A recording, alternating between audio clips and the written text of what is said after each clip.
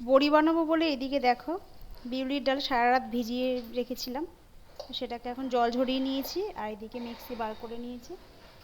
এদিকে এটাকে বেটে নেওয়া যাক মিক্সিতে। শীতকালে না মাছের ঝোলের সাথে একটু বড়ি ফড়ি খেতে বেশ ভালো লাগে। মাছের ঝোল কিংবা পালং শাকের তরকারিতে একটু বড়ি দিলে বেশ ভালো লাগে। এটাকে সিম্পলভাবেই করবো, এর মধ্যে অনেকে চাল কুমড়ো দেয়, চাল কুমড়ো দিলেও ভালো হয়। আমার কাছে চাল কুমড়ো নেই, তো আমি নর্মালি বানাবো। আমরা তো আর প্রফেশনাল না, তবু চেষ্টা করি যতটা করা যায়। তো এখানে বেশি জল দেওয়া যাবে না, এর আগে একবার বানিয়েছিলাম একটু জল বেশি হয়ে গেছিলো। এটাকে শুকনো করেই করতে হবে, প্রবলেম হচ্ছে একটু বাড়তে।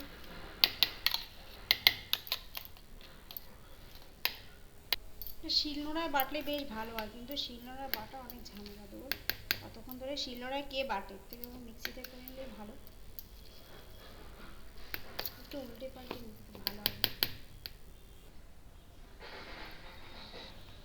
এই আমার মোটামুটি স্মুথ পেস্ট তৈরি হয়ে গেছে, এবার এটাকে ভালো করে ফেটাতে হবে।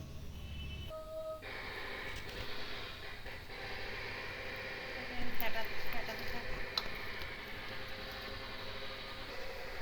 হাত ব্যথা হয়ে গেল ফেটাতে ফেটাতে।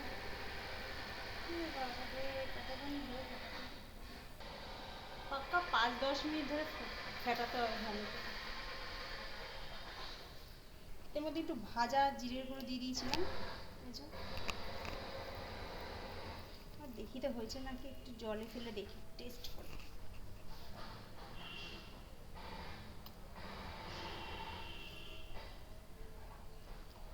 একটুখানি এই যে ভাজছে নাকি, হ্যাঁ হয়েছে, আর একটু করতে হবে।